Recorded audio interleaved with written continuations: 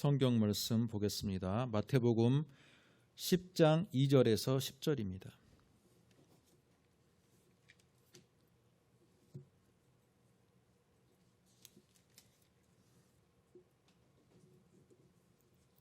마태복음 10장 2절에서 10절 말씀 저와 여러분이 함께 읽겠습니다.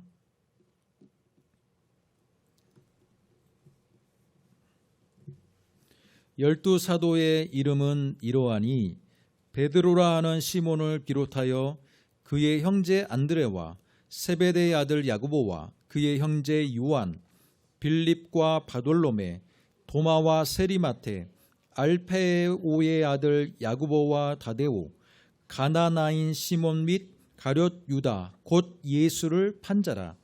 예수께서 이 열두를 내보내시며 명하여 이르시되 이방인의 길로도 가지 말고 사마리아인의 고을에도 들어가지 말고 오히려 이스라엘의 집에 잃어버린 양에게로 가라. 가면서 전파하여 말하되 천국이 가까이 왔다 하고 병든 자를 고치며 죽은 자를 살리며 나병 환자를 깨끗하게 하며 귀신을 쫓아내되 너희가 거저 받았으니 거저 주라. 너희 전대에 금이나 은이나 동을 가지지 말고 여행을 위하여 배낭이나 두벌 옷이나 신이나 지팡이를 가지지 말라. 이는 일꾼이 자기의 먹을 것 받는 것이 마땅함이라. 아멘. 오늘 마태복음 10장 2절로 10절의 말씀을 읽고 셀롯인 시몬이라는 제목으로 말씀을 듣도록 하겠습니다. 7월의 두 번째 주일입니다. 무더위가 기승을 떨치고 있는 이때에 건강하게 잘 챙기시는지 모르겠습니다. 오늘 우리가 읽은 이 말씀을 보면요, 예수님의 12제자의 이름이 나오고 12제자를 예수님께서 파송하는 장면이 등장합니다. 예수님께서 12를 파송하실 때 이방인의 길로도 가지 말고 사마리아인의 고을에도 가지 말고 이스라엘 집에 잃어버린 어린 양을 찾아가라 라고 말했어요. 예수님께서 제자들이 어느 정도 훈련이 되었다라고 생각하시고 이제는 실습을 보내시는 장면이에요. 자, 그런데 오늘 우리가 읽은 이 말씀 속에서 보면요, 예수님의 12제자 이름이 등장하는데 이 12제자들이 단지 의미 없이 나열된 게 아니라 관계성이 있는 사람들끼리 묶여 있다라는 것을 우리가 성경을 통해서 알 수 있습니다.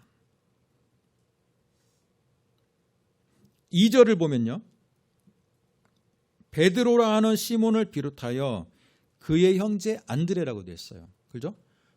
베드로와 안드레는 서로 친형제 지간이었다라는 걸 알 수 있고요.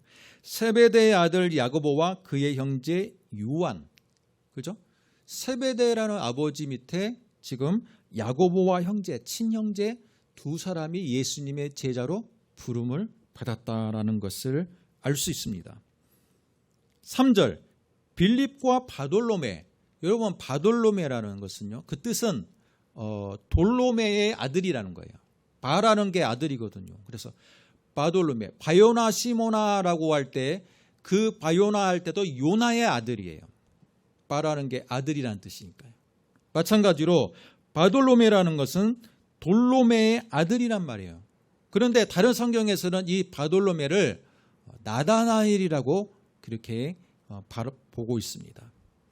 빌립이 전도해가지고 내가 메시아를 만났다라고 했을 때 나사렛에서 무슨 선한 것이 날 수 있느냐라고 반문했던 그 빌립의 친한 친구였던 그 사람이 바로 나다나엘인데 이 나다나엘의 또 다른 별명과 같은 이름이 바로 바돌로메였어요. 그렇기 때문에 빌립과 바돌로메가 함께 묶여 있는 겁니다. 또한 도마와 세리마테, 알페오의 아들 야고보와 다데오까지 이렇게 두 그룹으로 묶여 있고요. 마지막 세 번째 그룹은 가나나인 시몬 및 가룟 유다 곧 예수를 판 자라라고 되어 있습니다. 가나나인이라는 이 시몬은요, 다른 성경에서는 셀롯인 시몬이라고 등장합니다. 실제로 가나나라는 단어가, 카나라는 히브리어 단어가 열심히 있다라는 단어예요. 그래서 다른 번역본 성경에서는 이 마태복음 10장 4절을요, 가나나인 시몬으로 번역하지 아니하고 열심당원 시몬으로 번역하고 있어요. 제가 몇 주 전에 계속 이어서 선교했던 것처럼 열심당원 시몬과 예수님을 팔았던 가룟 유다 역시 열심당원이었을 가능성이 매우 높습니다. 그렇기 때문에 두 성향이 맞는 사람끼리 제자를 언급할 때 같이 언급하고 있어요.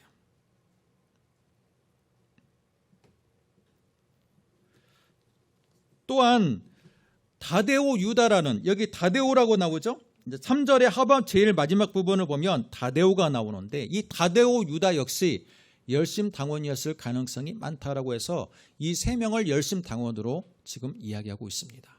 여러분, 성경을 볼 때 우리가 일반적으로 성경을 그냥 막 읽다 보면요, 성경을 평면적으로 읽게 돼 있어요. 성경을 평면적으로 읽게 돼 있는데, 평면적으로 읽게 되다 보면요, 그냥 그 말이 그 말이고, 그냥 교훈적인 말씀이구나라고 그렇게 그냥 넘어갈 때가 많아요. 그러나 성경을 조금 더 그 당시의 상황으로 조금 더 깊숙이 들어가서 말씀을 보면요, 성경은 평면적이라기보다는 굉장히 입체적인 말씀이라고 볼 수 있습니다. 요한복음 13장 34절과 35절을 보면요, 예수님께서 새 계명을 주시는 장면이 있어요. 요한복음 13장. 너희에게 새 계명을 주노니 내가 너희를 사랑한 것 같이 너희도 서로 사랑하라. 너희가 서로 사랑하면 그것이 세상 사람들에게 사랑하는 모습이 알려져서 너희가 비로소 내 제자인 줄 알리라라고 예수님께서 말씀해 주셨습니다. 자, 여기서 예수님께서 새 계명을 너희에게 주노니 서로 사랑하라라는 말씀이 우리에게만 주는 말씀이 아니라 1차적으로는 예수님의 12제자 그룹에게 주시는 말씀이었다라는 거예요. 그러면 무슨 의미가 담겨 있어요? 12제자 그룹이 생각보다 서로 사랑하지 못했다라는 거예요.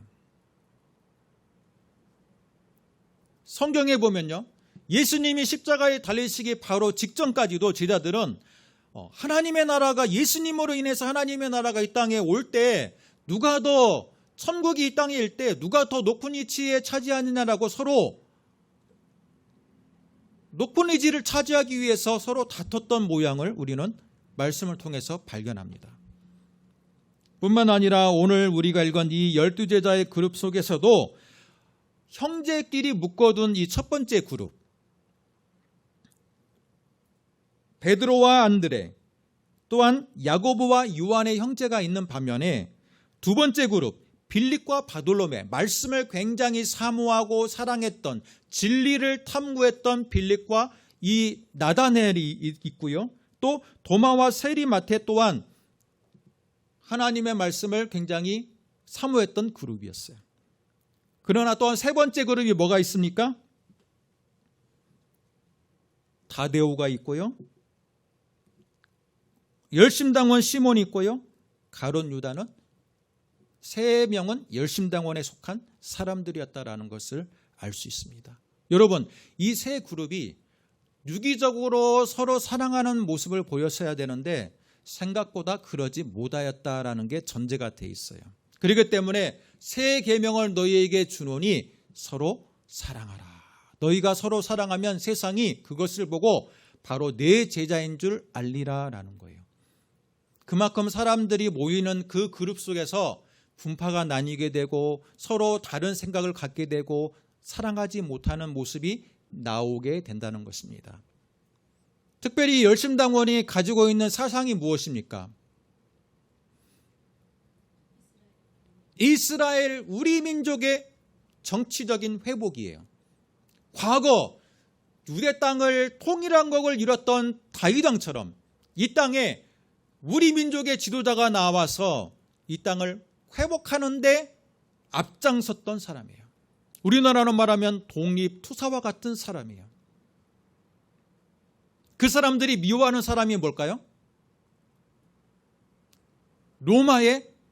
로마라는 나라에 협조하는 사람들을 미워했겠죠. 당연히. 그런데 예수님의 제자 가운데 누가 있어요? 세리 출신이었던 마태가 있습니다. 마태는 세리 출신이에요. 여러분, 세리라는 것은 그 당시에 죄인으로 동급으로 취급받던 시대입니다. 예수님 당시에 죄인으로 취급받던 그룹들이 있는데 세리가 있었고 창녀 그룹이 있었고요. 또한 질병에 시달리는 그룹, 병자들의 그룹이 있었어요. 이들은 하나님께서 버린 자들이라는 그런 인식이 강했어요. 세리가 굉장히 지식인이었음에도 불구하고 바로 죄인으로 취급받는 이유가 뭡니까? 로마라는 나라에 협조를 하면서 자신들의 민족의 백성들에게 세금을 징수를 하는데 그 로마에서 필요한 세금만 징수한 게 아니라 자신들의 부를 더 누리기 위해서 더 많은 세금을 징수하던 그룹이 바로 세리 그룹이었어요. 그렇기 때문에 유대인들은 세리들을 굉장히 미워하고 하나님의 성전 안에도 들어가지 못하게 막았을 정도로 굉장히 반감을 가지고 있었습니다. 그런데 예수님의 12제자 가운데 열심당원 이 3명이 볼 때 세리 마태가 있어요. 어땠을까요? 서로 관계가 좋았을까요? 그렇지 않았을 거예요. 그렇기 때문에 예수님께서는 제자들을 향해서 서로 사랑하라라는 계명을 주셨다라는 것을 알 수 있습니다. 여러분, 오늘 우리가 읽은 이 말씀 속에서 우리가 한 가지 기억해야 될 것이 있습니다. 그것은 가룟 유다는 끝까지 자신의 사상을 버리지 못했어요. 끝까지 자기 사상을 버리지 못해서 결국은 스승을 팔아먹는 자가 되었지만 이 열심당했던 셀로짓 시몬은 바로 예수님에 의해서 자신의 생각을 내려놓고 변화되었다는 겁니다. 변화되게 된 근본적인 원인이 무엇이었을까요? 오늘 우리가 읽은 이 말씀을 보면요, 바로 예수님께서 제자들을 파송하는 장면입니다. 예수께서 12를 보내시며 가라사대 잃어버린 하나님의 백성들에게 가서 전파하여 말하되 천국이 가까웠다라는 이 복음을 선포하라. 병든 자를 고치고 죽은 자를 살리며 나병 환자를 깨끗게 하고 귀신을 쫓아내니 너희들이 바로 그 역할을 감당하라 라고 말하고 있습니다. 예수님이 했던 사역을 제자들에게 위임하는 장면이에요. 여러분, 이 12명의 공동체 속에 누가 있었을까요? 바로 오늘 말씀의 제목인 셀로딘 시몬도 있었고요. 또 예수님을 팔았던 가룟 유다도 같이 있었어요. 예수님은 지금 제자들을 분명히 몇 명씩 묶어서 파송했을 텐데 바로 마태복음 10장은 이 세 그룹을 나눠서 파송했을 것이라고 성경학자들은 그렇게 생각합니다. 셀로딘 시몬과 가룟 유다가 함께 모여서 이제 전도 여행을 떠나는 거예요. 가룟 유다 역시 하나님의 이적, 예수 그리스도를 통해서 이 땅 가운데 임하는 놀라운 이적을 직접 행하기도 했고 경험하기도 했어요. 셀로딘 시몬 역시 그 놀라운 역사를 경험하기도 하고 행하기도 했습니다. 이 두 사람의 차이가 뭡니까? 한 사람은 끝까지 자기의 열심당적인 생각을 버리지 못했던 사람이었고, 한 사람은 어떻습니까? 자신의 생각이 예수님의 말씀을 듣고 직접 자기를 통해서 예수 그리스도의 능력이 나타나는 것을 보면서 자신의 생각을 조금씩 내려놓기 시작했다라는 거예요. 한마디로 말하면 한 사람은 점차 거듭난 사람이 되었던 반면에 또 한 사람은 교회 안에 있으나 거듭남의 체험을 하지 못하고 종교인으로 머물렀던 사람이 있었다는 것입니다. 그렇기 때문에 우리는 이 말씀을 통해서 진정으로 예수님께서 제자들에게 무엇을 원하셨을까? 예수님께서 제자들을 파송하면서 과연 어떤 것을 원하셨을까를 한번 생각해 볼 필요가 있습니다. 그것은 아마 내려놓음이었을 겁니다. 자신의 생각과 자신이 가지고 있던 열심당적인 생각과 자신이 가지고 있던 그 모든 선입견들을 내려놓고 바로 하나님의 말씀에 집중하게 하고 예수 그리스도를 통해서 오는 그 하나님의 나라의 역사를 눈으로 직접 경험하게 했다는 거예요.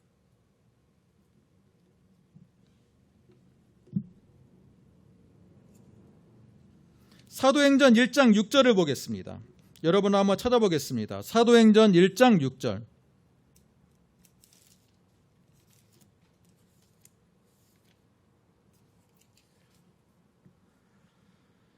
6절, 7절, 8절까지 저와 여러분이 함께 읽겠습니다. 그들이 모였을 때 예수께 여쭈어 이르시되 주께서 이스라엘 나라를 회복하심이 이때니까 하니 이르시되 때와 시기는 아버지께서 자기의 권한에 두셨으니 너희가 알 바 아니요 오직 성령이 너희에게 임하시면 너희가 권능을 받고 예루살렘과 온 유대와 사마리아와 땅끝까지 이르러 내 증인이 되리라 하시니라. 아멘.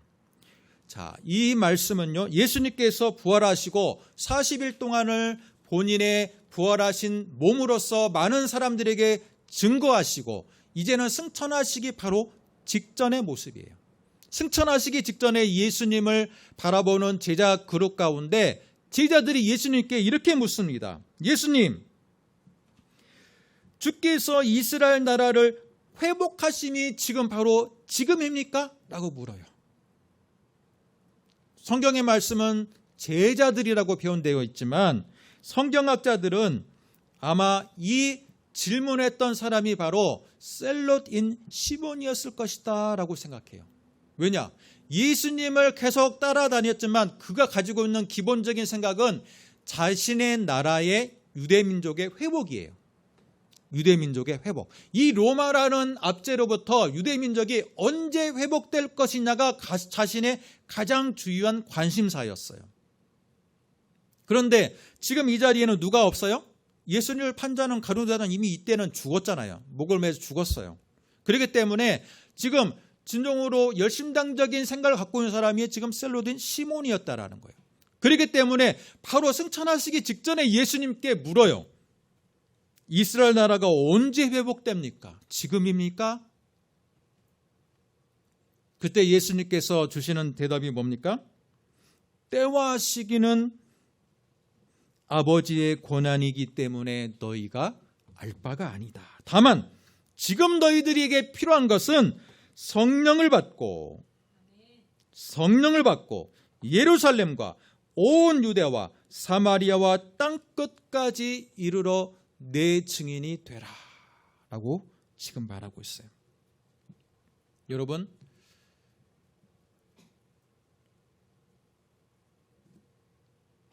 우리나라의 민족이 언제 회복될 것이냐에만 초점이 맞춰져 있는 이 제자에게 예수님은 그들의 시야를 조금 더 넓혀주셨습니다. 왜 우리 민족만 회복되기를 원하느냐? 진정으로 하나님의 나라가 이 땅 가운데 임하면 오늘 말씀처럼 예루살렘과 온 유대와 사마리아와 땅끝까지 이르러 바로 하나님의 나라가 이루어질 것이고 너희들은 바로 그 나라의 증인이 될 것이다. 민족의 회복만을 바라지 마라 라고 말하고 있습니다. 예수님의 이 말씀처럼 실제로 민족의 회복을 가장 강력하게 소망했던 이 열심당원은요, 열심당에 의해서 예루살렘이 오히려 멸망하게 되는 역사를 맞이하게 됩니다. AD 70년 로마의 티투스 장군에 의해서 예루살렘은 성벽 하나 남지 않고 거의 파괴되고 말아요. 그런데 그렇게 되게 된 이유 중에 하나가 뭐냐면 바로 열심당원에 의한 로마인들의 분노였어요. 원래 로마라는 나라는 각 지역의 민족을 통치할 때 그렇게까지 강한 압제 정책을 펼치지 않았다 그래요. 많은 종교의 자유를 허락해 주었어요. 각 민족이 갖고 있는 종교를 다 믿을 수 있도록 허락해 주었어요. 각 지역의 자치제도 또한 허락해 주었어요. 그런데 이 열심당원들이 하는 행동을 보니까 자신의 나라의 회복을 위해서 로마의 주요한 인물들을 칼로 찌르고 도망가거나 암살을 하거나 무력적인 투쟁을 하는 그룹이 있는 거예요. 자꾸 이 땅에. 그렇기 때문에 로마라는 나라가 참다 더 이상 참지 못하고 AD 70년에 티투스 장군을 보내어서 그 유대라는 나라를 완전히 진압을 해버립니다. 그리고 성벽을 다 헐어버려요. 그때 바로 예수님께서 예언하셨던 3일 만에 내가 저 성벽을 헐고 3일 만에 다시 세우리라고 하셨던 그 예언이 성취가 되는 거예요. 헤롯에 의해서 엄청난 규모로서 성전이 세워졌던 그 동산을 완전하게 허물어뜨려지는 겁니다. 그러나 예수님의 예언대로 그것이 이루어진 순간 열심당원들은 완전히 해체되어 버렸어요. 그러나 예수님의 복음은 어떻습니까? 예수님의 복음은 지금 이 자리에 있는 이 순간까지도 영원한 진리로 남아 있어요. 새 계명을 너희에게 주노니 서로 사랑하라. 성령이 너희에게 임하면 온 유대와 사마리아와 땅끝까지 이르러 내 증인이 되리라 라는 그 말씀은 영원히 남아 있다는 것입니다. 바로 이 질문을 한 셀로딘 유다는 꽤나 충격을 받았을 것이에요. 우리 민족이 주님께서 부활했기 때문에 부활하신 예수님의 능력으로 우리 민족을 예수님이 회복하실 줄 알았어요. 그런데 예수님은 승천하시고요. 승천하기 직전에 바로 유대와 사마리아와 땅끝까지 이르러 너희는 내 증인이 되라라는 말, 자신의 생각하고는 전혀 다른 말씀을 예수님이 주셨던 거예요. 그러나 여러분 성령을 받고 나서 여러분 12절 말씀, 사도행전 1장 12절 말씀을 보시기 바랍니다. 제자들이 감람원이라는 산으로부터 예루살렘에 돌아오니 이 산은 예루살렘에서 가까워서 안식일에 가기 알맞은 길이라. 들어가 그들이 유하는 다락방으로 올라가니 여기에 누가 있습니까? 베드로, 요한, 야고보, 안드레와 빌립과 도마와 바돌로메가 있고요. 마테와 알페와 아들 야고보가 있고 셀로딘 시몬이 있어요. 야고보의 아들 유다가 있어요.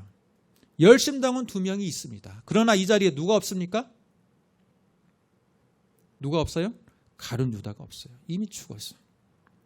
셀로딘 시몬이 있었기에 그 오순절 다락방의 성령의 역사를 처음 하고 나서 이제는 우리 민족이 언제 회복됩니까? 주님께 기도하는 것을 그는 멈추었을 거예요. 그리고 이제는 주님의 증인이 되어서 땅끝까지 이르러 주님의 증언된 삶을 살았을 것입니다.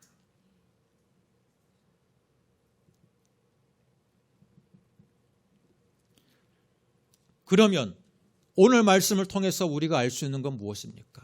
예수님께서 12명의 제자를 모을 때 같은 부류와 같은 생각을 가진 사람들을 모으지 않고 서로 다른 부류들을 모았을까?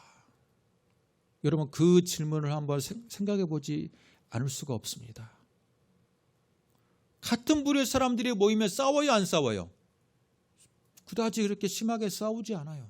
그러나 그 가운데는요, 세리 출신도 있고요, 열심당 출신이 3명이나 있어요. 당연히 싸울 수밖에 없는 지금 이 공동체예요.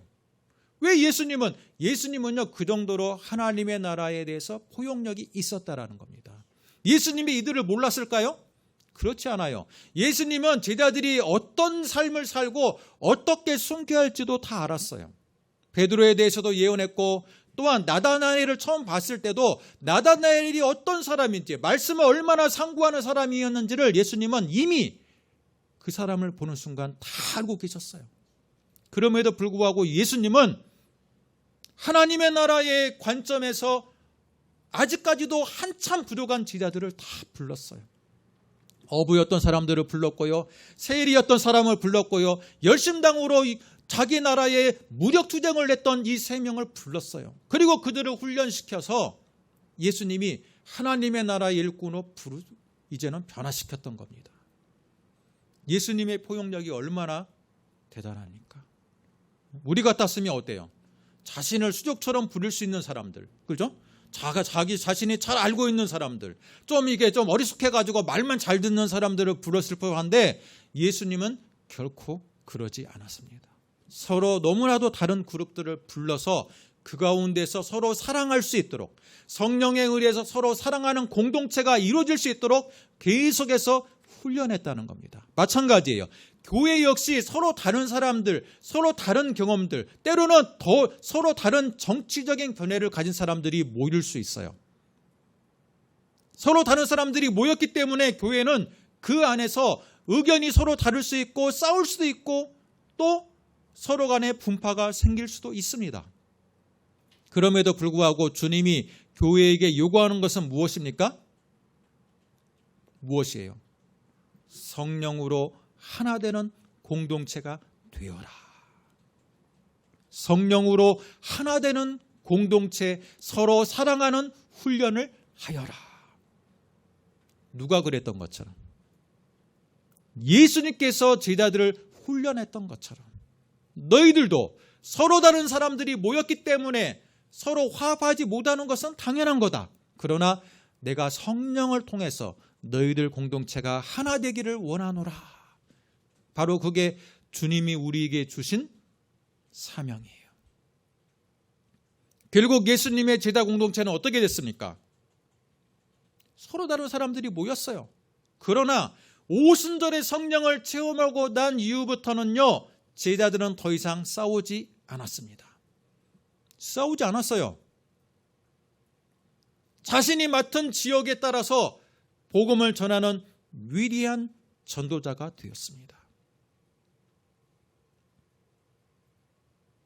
여러분, 교인들 가운데 내가 친한 사람이 있고 내가 친하지 않은 사람이 있어요.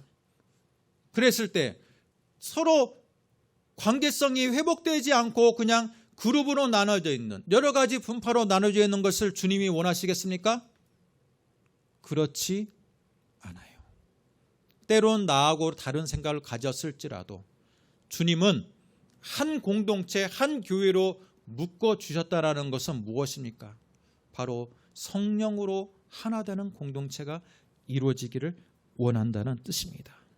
요한복음 13장의 말씀처럼 새 계명을 너희에게 준다. 서로 사랑해라. 서로 사랑해라. 내가 너희를 사랑한 것 같이 너희도 서로 사랑하라. 제자들이 아직 사랑하고 있지 못할 때 주님이 그 말씀을 주셨다는 겁니다. 근데 그 말씀이 우리에게도 지금 해당되는 거예요. 너희들이 일주일 동안 살아가면서 직장과 사회에서 만나는 사람들 사랑하지 못하지, 그런데 너희들은 교회 안에서조차 사랑하지 못하느냐라고 지금 묻고 있는 거예요. 먼저 교회 안에서 서로 다른 사람들끼리 모였을지라도 너희들이 성령 안에서 하나 되는 공동체를 이루어라. 또한 너의 직장과 모든 사업터와 너희 모든 일상생활에 만나는 사람들 사이에서도 너희들이 진정으로 사랑으로 하나 되게 하는 사람이 되어라 라는 선한 영향력을 발휘하여라 라는 주님의 메시지가 우리 가운데 있다라는 것을 기억하시기를 바랍니다. 그러면 여러분, 이 셀로딘 시몬은 어떤 삶을 살았을까요? 성경에는 아쉽게도 셀로딘 시몬이 오순절 다락방에 모여서 성령을 체험한 그룹 가운데 한 사람이었다는 것은 증언하고 있지만 그가 어떻게 어떤 지역에서 어떤 사역을 했는지는 성경에는 나오지 않아요. 그러나 초대교회 전승에는 그가 어떤 지역에 갔는지 어떤 사역을 했는지가 그 기록이 되어 있습니다. 교회 전승에 의하면 그는 지금의 터키 지역을 갔고요, 북아프리카 지역에 가서 예수님의 복음을 전했고요. 또한 이집트를 갔고요. 또한 흑해 지역을 갔으며 영국에까지도 잠깐 들려서 복음을 전했다 그래요. 그리고 그의 최후는 지금의 이란 지역, 페르시아 지역에 가서 그가 복음을 전하다가 순교했다고 그럽니다. 그가 간 지역이 어디라고요? 터키, 북아프리카 지역, 이집트, 흑해, 영국, 페르시아 지역. 무려 다른 제자들보다 더 열정적으로 그는 전도 예수 그리스도의 복음을 전했다라는 것을 알 수가 있습니다. 그러나 그는 원래는 어떤 사람이었어요? 편협한 민족주의자였어요.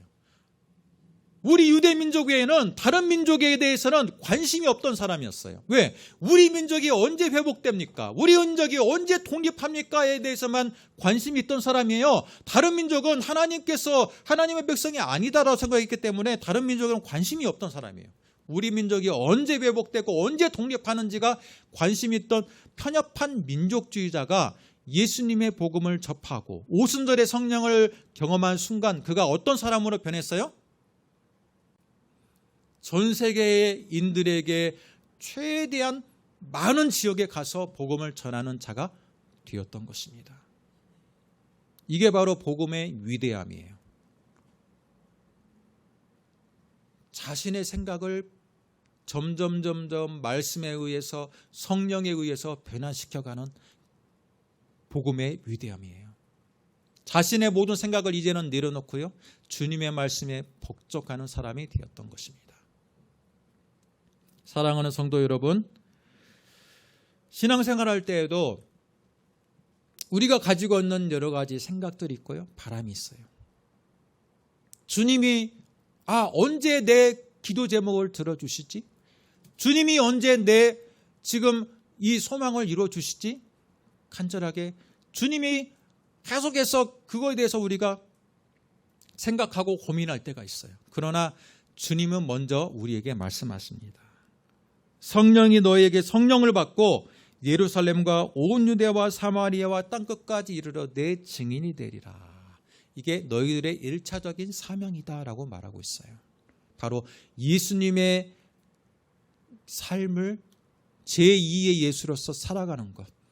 그것이 바로 예수님이 우리에게 제자로서 부르신 1차적인 사명이라는 것을 기억하시고 너희들이 그 사명을 감당할 때 너희들의 그 여러 가지의 소망 또는 여러 가지의 기도 제목은 그 예수님의 비전 안에서 이제는 눈 녹듯이 사라질 수도 있고 그것이 다 해결될 수도 있다라는 것을 기억하시기 바랍니다. 오늘 셀로디 시몬을 통해서 한 사람은 똑같은 열심당원의 생각을 가졌지만 한 사람은 결국은 자신의 생각을 버리지 못하고 거듭남의 체험을 하지 못하고 멸망의 길을 가렸던 반면에 한 사람은 바로 자신의 생각이 잘못되었음을 나중에 깨닫고 이제는 성령의 충만을 받아서 이제는 전 세계를 돌며 예수님의 복음을 전했던 사람이 있었음을 기억하시기 바랍니다. 여러분 어떤 삶을 사시겠습니까? 주님의 그 뜻을 받들어 언제나 성령의 충만한 삶을 사시기를 주님의 이름으로 축복합니다. 기도하겠습니다. 하나님 아버지 감사합니다. 오늘 셀루딘 시몬을 통해 진정으로 자신이 가졌던 그 민족주의적인 생각을 버리고 이제는 하나님의 나라의 백성으로 땅끝까지 이르러 내 증인이 되라라는 그 사명을 감당했던 이 셀루딘 시몬을 우리는 기억합니다. 하나님, 교회 안에서 바로 내가 셀루딘 시몬처럼 바로 주님의 말씀에 온전하게 순종하는 자가 되게 하여 주시옵소서. 내 생각과 내 욕망을 내려놓고 이제는 주님이 원하시는 삶을 먼저 살아갈 때 내 안에서 온전하게 하나님의 나라가 이루어질 줄로 믿습니다. 나를 통해서 하나님의 나라가 확장될 줄로 믿습니다. 이를 통해서 진정으로 하나님의 나라의 열매와 결실을 맺는 자들이 되게 하여 주옵소서. 예수님의 이름으로 기도드립니다. 아멘.